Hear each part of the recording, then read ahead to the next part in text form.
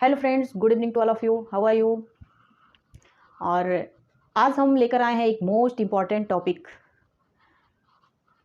Control and coordination. What? Control and coordination, जो human physiology का most important topic माना जाता है, उसको आज हम बहुत ही इजी वे में हम आपको बताएंगे कि क्या होता है control and coordination. What? Control and coordination क्या होता है। ओके, तो चलिए बिना देर किए हम स्टार्ट करते हैं कंट्रोल एंड कोऑर्डिनेशन।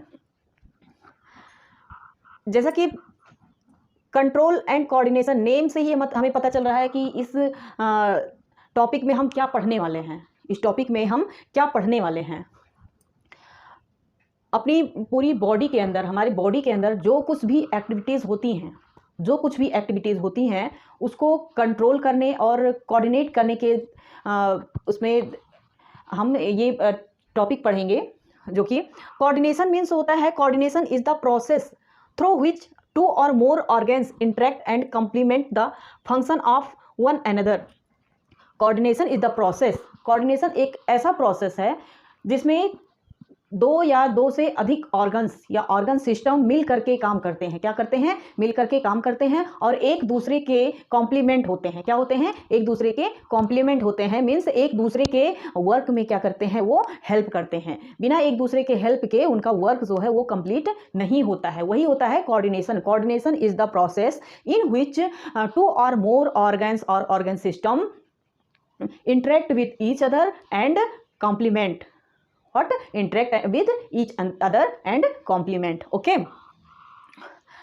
इस कोऑर्डिनेशन में क्या होता है कि जो हमारा न्यूरल सिस्टम होता है, neural system and endocrine system, neural system and endocrine system दोनों एक साथ वर्क करते हैं। क्या करते हैं? एक साथ वर्क करते हैं। इस टॉपिक में एंडोक्राइन सिस्टम और क्या न्यूरल सिस्टम हम पढ़ेंगे। ओके।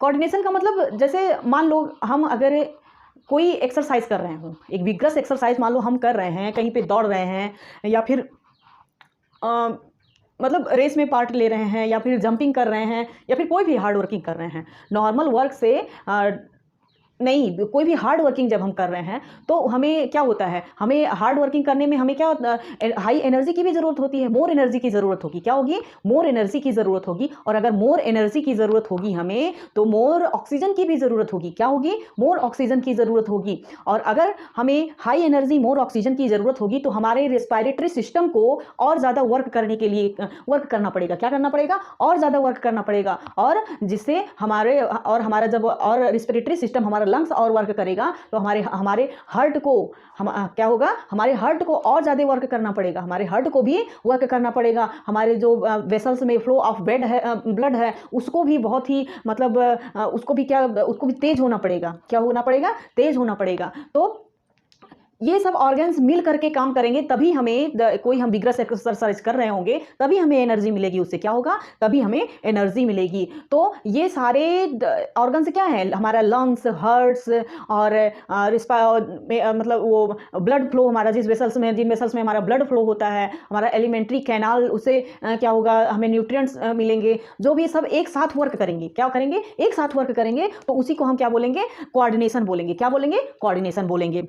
तो इससे ये एनसीईआरटी का जो है लाइन है, coordination is the process through which two or more organs interact and complete the function of each other. Okay. तो कोऑर्डिनेशन ऐसा प्रोसेस है जिसमें कि दो या दो से अधिक ऑर्गन मिल करके एक दूसरे के पूरक होकर के वो काम करते हैं और एक दूसरे की ज़रूरत को पूरा करते हैं। ओके। तो इसी को बोलते हैं हम कोऑर्डिनेशन। ये हम इसमें क्या करेंगे? इसमें थोड़ा एनसीईआरटी लेके चलेंगे, क्योंकि ये 11th और 12th के बच्चों को हम का क्लास ले रहे हैं। तो एनसीईआरटी इसमें क्या नेसेसरी है, तो इसीलिए हम एनसीईआरटी लेके चल रहे हैं और अच्छे से हम इसको पढ़ा सकते हैं और डिस्क्राइब करके पढ़ा सकते हैं। बट अभी 11th और 12th लेवल के लिए यही ज़रूरी है, तो इसी को हम अभी कर रहे हैं। आगे अगर हमें टाइम मिलेगा तो हम और और अच्छे से डिस्क्राइब करके इसको पढ़ाएंगे। अब ये तो हो गया कोऑर्डिनेशन। हमारा क्या हो गया? कोऑर्डिनेशन हो गया। अब कोऑर्डिनेशन में कौन सा सिस्टम काम करता है? कोऑर्डिनेशन में कौन सा सिस्टम काम करता है? तो कौन कौन से सिस्टम काम करते हैं? एंडोक्राइन सिस्टम और हमारा न्यूरल सिस्टम। क्या? हमारा एंडोक्राइन सिस्टम और न्यूरल सिस्टम। न्यूरल सिस्टम में एक स्पेशलाइज्ड सेल होता है जो कि एक नेटवर्क की तरह हमारे बॉडी में एक नेटवर्क का बनाए हुए रहता है। नेटवर्क की तरह पॉइंट टू पॉइंट कनेक्ट होकर के नेटवर्क बनाता है, जिससे हमारे बॉडी में क्विक एक्शन होता है। क्या होता है? क्विक एक्शन होता है। तो वो सेल्स एक स्पेशलाइज्ड सेल्स होता है जिसे हम न्यूरॉन्स बोलते हैं। क्या बोलते हैं? न्यूरॉन्स बोलते हैं। वही हमारे न्यूरल सिस्टम का मेन पॉइंट है। क्या है? मेन पॉइंट है, स्ट्रक्चरल एंड फंक्शनल यूनिट है। न्यूरॉन्स क्या है? Structural and functional unit of nervous system या न्यूरल सिस्टम। न्यूरल सिस्टम को ही हम नर्वस सिस्टम बोलते हैं। क्या बोलते हैं? न्यूरल सिस्टम को ही हम नर्वस सिस्टम बोलते हैं। ओके, तो ये हो गया। न्यूरल सिस्टम जो है provides an organised network of point to point connection for quick coordination. एक मतलब तेजी से एक्शन के लिए हमारा क्या होता है, जो न्यूरल सिस्टम होता है उसमें जो सेल पाया जाता है, न्यूरॉन्स सेल पाए जाते हैं, वो पॉइंट टू पॉइंट कनेक्ट होकर के क्या करते हैं? एक नेटवर्क ऑर्गेनाइज करते हैं। क्या करते हैं? एक नेटवर्क ऑर्गेनाइज करते हैं, जिससे हमें हमारी पूरी बॉडी में कहीं भी कुछ भी अगर स्टिमुलाई मिले तो उसे जनरेट करने के लिए, क्विक डिसीजन लेने के लिए ये न्यूरल सिस्टम काम करता है। ठीक है। एंडोक्राइन सिस्टम क्या होता है? एंडोक्राइन सिस्टम होता है जो कि जिसमें हार्मोन रिएक्ट करते हैं। क्या करते हैं? हार्मोन्स हमारे वर्क करते हैं, तो वो हमारा एंडोक्राइन सिस्टम है। एंडोक्राइन सिस्टम में हमारे जो ग्लैंड्स होते हैं वो काम करते हैं, जैसे हमारा थायराइड ग्लैंड्स हुआ, एड्रिनल ग्लैंड्स हुआ और पैंक्रियाज हुआ, ये सब सारे हो गए। पिट्यूटरी ग्लैंड्स हुआ, हमारा थाइमस ग्लैंड्स हुआ, ये सब एंडोक्राइन सिस्टम जब हम पढ़ाएंगे तो उसमें हम बताएंगे। एंडोक्राइन सिस्टम को हम लोग अलग से पढ़ाएंगे। इसमें अभी हम न्यूरल सिस्टम को थोड़ा सा डिस्कस कर लेते हैं। क्या कर लेते हैं? न्यूरल सिस्टम को डिस्कस। हार्मोन्स क्या होते हैं? मतलब जैसे न्यूरल सिस्टम में क्या होता है? क्विक डिसीजन होता है। क्या होता है? क्विक डिसीजन होता है। बट हमारा जो एंडोक्राइन सिस्टम होता है इसमें थोड़ा सा स्लो डिसीजन होता है। क्या होता है? थोड़ा सा प्रोसेस होने में थोड़ा टाइम लगता है। इसमें केमिकल प्रोसेस होने में एक तरह का केमिकल जो हार्मोन होता है उसमें वो 1 बाय 1 ऑर्गन्स में जाएगा। जो टारगेट ऑर्गन्स होंगे उसमें थोड़ा स्लोली जाएगा। वो क्या होते जाएगा? स्लोली जाएगा। और न्यूरल सिस्टम हमारा क्विक डिसीजन के लिए माना जाता है। ओके, अगर क्विक डिसीजन लेना होता है तो हमारा न्यूरल सिस्टम वर्क करता है, और अगर स्लोली डिसीजन लेना होता है तो हमारा क्या वर्क करता है? एंडोक्राइन सिस्टम वर्क करता है। Okay, neural system composed highly specialised cell called as neurons. अभी हमने बताया आपको न्यूरल सिस्टम किससे बना होता है, किससे कंपोज होता है? एक हाईली स्पेशलाइज्ड सेल होता है जो कि न्यूरॉन्स को हम एक अलग टॉपिक में आप लोगों को बता देंगे कि न्यूरॉन्स क्या होते हैं, कैसे बने होते हैं, न्यूरॉन्स कैसे वर्क करते हैं। ओके, तो एक अलग टॉपिक में हम न्यूरॉन्स को अलग से आपको पढ़ाएंगे, क्योंकि इसमें अगर हम अभी हमारा वीडियो जो है वो लंबा हो जाएगा थोड़ा, इसीलिए हम इसमें अभी केवल इंट्रोडक्शन ले रहे हैं। ओके, और ये जो न्यूरल सिस्टम होता है, ये जो लोअर एनिमल्स होते हैं उसमें वेरी सिंपल होता है। क्या होता है? वेरी सिंपल होता है। जैसे इन हाइड्रा एक न्यूरॉन्स केवल एक नेटवर्क टाइप ऐसे बिछा होता है, पूरी बॉडी में नेटवर्क बनाए हुए होता है, वो उस तरह से काम करता है। और हाइड्रा से भी, लोअर से भी थोड़ा सा और स्पेशलाइज्ड हो जाता है जो इंसेक्ट में पाया जाता है। और स्पेशलाइज्ड तरह का जो न्यूरॉन्स होते हैं, जो न्यूरल सिस्टम काम वर्क करते हैं हमारे, वो क्या होते हैं? इंसेक्ट में पाए जाते हैं, जिसमें हमारा ब्रेन भी होता है, छोटा सा ब्रेन भी पाया जाता है उसमें, और स्पाइनल कार्ड वगैरह भी। गैंग्लियन ब्रेन हमारा जो सीधे गैंग्लियन के साथ जो हमारा मतलब इसमें जो ब्रेन में जो न्यूरॉन्स होते हैं, ब्रेन के जो न्यूरॉन्स, वो कई न्यूरॉन्स मिलकर के गैंग्लिया बनाते हैं। क्या बनाते हैं? कई न्यूरॉन्स मिलकर के गैंग्लिया बनाते हैं, तो वो ब्रेन से डायरेक्टली न्यूरॉन्स से जुड़े होते हैं। ओके, तो ये इंसेक्ट में थोड़ा और स्पेशलाइज्ड और वेल डेवलप्ड होता है। किसमें? वर्टिब्रेट्स में। क्या होता है? वेल डेवलप्ड न्यूरल सिस्टम जो होता है वो हमारा वर्टिब्रेट्स में पाया जाता है। किसमें पाया जाता है? वर्टिब्रेट्स में पाया जाता है। मोस्टली ह्यूमन में। किसमें? ह्यूमन में बहुत ही मतलब most well developed neural system पाया जाता है। और किसमें? ह्यूमन। अब हम पढ़ेंगे जो हमारा ह्यूमन न्यूरल सिस्टम होता है। ह्यूमन न्यूरल सिस्टम क्या होता है? 2 पार्ट में डिवाइड होता है। कितने पार्ट में डिवाइड होता है? Number 1 CNS, number 2 PNS। CNS mean central nervous system, जो कि हमारे न्यूरल सिस्टम का मेन पार्ट होता है। क्या होता है? मेन पार्ट होता है सेंट्रल नर्वस सिस्टम। नंबर 2 पे आता है हमारा PNS, पेरीफेरल नर्वस सिस्टम। क्या? पेरीफेरल नर्वस सिस्टम, जो कि हमारे सेंट्रल नर्वस सिस्टम से ज्वाइंट होकर के काम करता है। सेंट्रल नर्वस सिस्टम में हमारे आ जाते हैं ब्रेन और स्पाइनल कार्ड। हमारा ब्रेन आ जाता है और हमारा स्पाइनल कार्ड आ जाता है। क्या आ जाता है? ब्रेन और स्पाइनल कार्ड आ जाता है। जो ब्रेन और स्पाइनल कार्ड जो होते हैं, site of information of processing and control, ये क्या होते हैं? यहीं से जब हमारा पेरीफेरल नर्वस सिस्टम यहाँ पे जब मैसेज देता है तो ये क्या करते हैं? ब्रेन और स्पाइनल कार्ड जो होते हैं वो इंफॉर्मेशन की प्रोसेसिंग, क्या?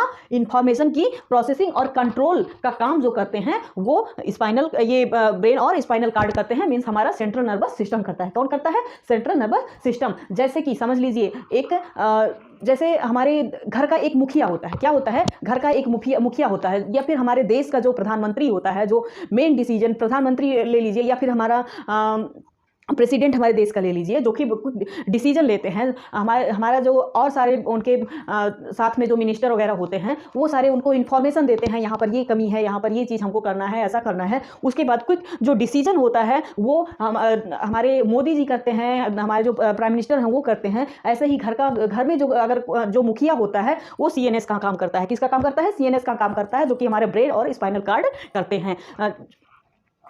और पेरिफेरल नर्वस सिस्टम क्या होता है? पेरिफेरल नर्वस सिस्टम जैसे हमारे घर के अन्य सदस्य होते हैं, घर के अन्य सदस्य होते हैं, जो कि कोई भी मैसेज देना हुआ, कुछ भी कोई भी इंसिडेंस हुआ, या मतलब कोई भी डिसीजन लेना हुआ, तो उसमें क्या करते हैं, उनको इन्फॉर्मेशन किसको मिलता है? मुखिया को पहले जाता है कि मतलब फला फला ये चीज़ हमको करना है। तो वो अगर ब्रेन क्या करेगा, उसको डिसाइड करेगा कि यहाँ पे ये चीज़, वो प्रोसेस करेगा, इन्फॉर्मेशन को कंट्रोल भी करता है। जैसे हमारे घर का मुखिया हमारे इन्फॉर्मेशन को कंट्रोल करता है, हमारे पूरे घर को कंट्रोल करता है, ऐसे ही CNS हमारा क्या करता है? कंट्रोल और इन्फॉर्मेशन का जो साइट होता है वो CNS होता है। और PNS क्या होता है? उसको करने में उसकी हेल्प करता है। क्या करता है? हेल्प करता है।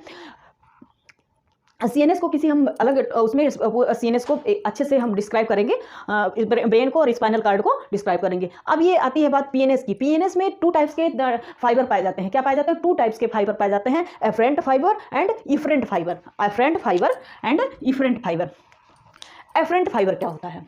एफरेंट फाइबर जो होता है वो पूरे बॉडी से, बॉडी के पूरे सेल्स ऑफ टिश्यूज से, जो टिश्यूज ऑफ सेल्स होते हैं उनसे जो मैसेज होता है वो CNS को ले जाता है। क्या करता है? उनसे मैसेज CNS को ले जाता है। एफरेंट फाइबर क्या? Afferent fibre.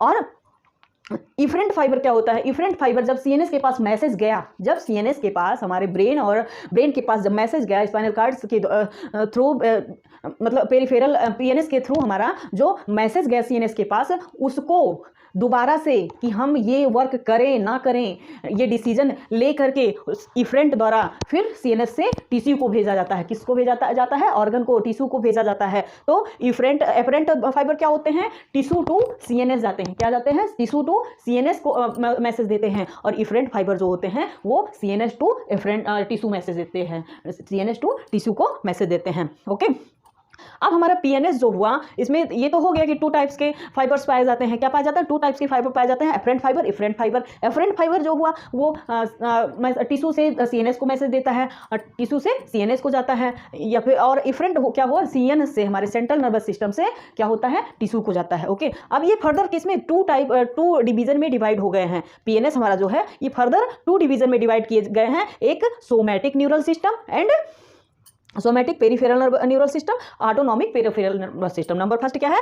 Somatic peripheral nervous system, और number second autonomic nervous system. Okay, somatic में क्या होता है? सोमैटिक में हमारा CNS से जो मैसेज होता है वो स्केलेटल में सीधे जाता है। किस में जाता है? स्केलेटल में जाता है। सोमैटिक टाइप का जो होता है वो जो सेंट्रल नर्वस सिस्टम से जो कंट्रोल होता है वो स्केलेटल मसल के ऊपर जाता है, स्केलेटल मसल को कंट्रोल में करता है। ये वॉल्यूंटरी होता है। क्या होता है? वॉल्यूंटरी होता है, हमारी इच्छा के अनुसार होता है, हमारी इच्छा के अनुसार। जैसे कि अगर हमें मन हुआ तो हम चलेंगे, नहीं मन हुआ तो नहीं चलेंगे। हमें मन हुआ कि हम अपने हाथ को यहाँ से इधर करेंगे तभी हम करेंगे, नहीं तो नहीं करेंगे। तो ये सोमैटिक जो हुआ, सोमैटिक मीन्स अपनी मतलब बॉडी से रिलेटेड, बॉडी मीन्स मतलब क्या हुआ कि जो अपनी इच्छा के अनुसार क्या करेंगे? अपनी इच्छा के अनुसार, इन वॉलंटरी, अपनी इच्छा से हम सोमैटिक में क्या करते हैं?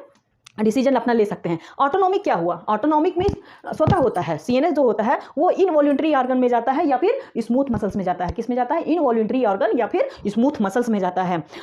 जैसे हमारा हार्ट हुआ, अब क्या हार्ट को हम अपनी इच्छा से रोक सकते हैं कि नहीं भैया अब हमें नहीं, हम अपनी हार्ट बीट को हम नहीं चलाएंगे, अपनी हार्ट बीट को हम रोक लेंगे, तो क्या हम फिर पता चलेगा ऊपर के प्यारे हो जाएंगे भगवान को? ठीक है, तो इसीलिए हमारे जो ऑटोनॉमिक नर्वस सिस्टम होता है ये स्वतः काम करता है। कैसे काम करता है? स्वतः काम करता है, अपनी हमारी इच्छा से नहीं होता है। ये इनवॉलंटरी ऑर्गन से होता है, स्मूथ मसल्स में पाया जाता है। अब ऑटोनॉमिक नर्वस सिस्टम दोबारा से 2 टाइप्स में डिवाइड किया गया है। 2 टाइप्स में 2 पार्ट में डिवाइड किया गया है, एक सिंपैथेटिक, एक पैरासिम्पैथेटिक। सिंपैथेटिक और पैरासिम्पैथेटिक। ओके, ये तो हमारा हो गया ह्यूमन न्यूरल सिस्टम। क्या हो गया? Human neural system. सिंपैथिक और पैरासिम्पैथेटिक का हम अलग टॉपिक बनाएंगे, उसमें हम आपको बताएंगे। ओके, एक अलग तरह का न्यूरल सिस्टम आता है, क्या? Visceral neural system. क्या आता है? Visceral neural system. ठीक है, इसमें क्या होता है, विसरल न्यूरल सिस्टम में होता है कि ये जो सीएनएस से जो भी मैसेज वगैरह ये डायरेक्ट हमारे विसरल ऑर्गन्स में जाते हैं। किस में जाते हैं? विसरल ऑर्गन्स में। और स्पेशली ये एब्डोमेन से रिलेटेड होता है। किससे? एब्डोमेन से रिलेटेड होता है। इसमें जो हमारा न्यूरॉन्स होता है ये सीएनएस से डायरेक्टली विसरल ऑर्गन्स में जाते हैं, वो भी स्पेशली एब्डोमेन से रिलेटेड होता है, हमारे इंटेस्टाइनल से रिलेटेड होता है, हार्ट से भी रिलेटेड होता है, रिस्पिरेटरी सिस्टम से भी रिलेटेड होता है, बट स्पेशली क्या होता है, एब्डोमेन से रिलेटेड होता है, हमारे एलिमेंट्री कैनाल से रिलेटेड होता है। तो ये विसरल नर्वस सिस्टम होता है जो जिसका कि और कहीं कनेक्शन ना हो, और कहीं कनेक्शन ना हो, सीएनएस से डायरेक्टली कहाँ कनेक्शन हो, हमारे एब्डोमेन में कनेक्शन हो, हमारे विसरल ऑर्गन्स जैसे हार्ट हो गया, हमारा इंटेस्टाइनल ट्रैक हो गया, हमारा रिस्पिरेटरी ट्रैक हो गया, इसमें डायरेक्ट कनेक्शन होता है विसरल नर्वस सिस्टम में। किसमें? विसरल नर्वस सिस्टम में। तो उम्मीद है आपको हमारा ये लेक्चर समझ में आया होगा। समझ में आया हो तो भी हमें कमेंट करके आप बताइएगा, नहीं समझ में आया होगा हम दोबारा से इसको समझाएंगे, ठीक है। तो क्या हो गया, कंट्रोल और कोऑर्डिनेशन में हम क्या पढ़ते हैं, हमारे बॉडी के जो होम्योस्टेटिस को मेंटेन करता है। क्या? कोऑर्डिनेशन में क्या होता है, हमारे बॉडी को के होम्योस्टेटिस को, मतलब हमारे बॉडी के अंदर जो भी क्रियाएं हो रही हैं, जो भी फंक्शन वर्क कर रहे हैं, उसको कंट्रोल में करना, उसको एक साथ मिलकर करना ऑर्गन्स के साथ, वही होता है कंट्रोल एंड कोऑर्डिनेशन। उम्मीद है आपको ये समझ में आ गया होगा। तो आज के लिए बस इतना ही। Thank you.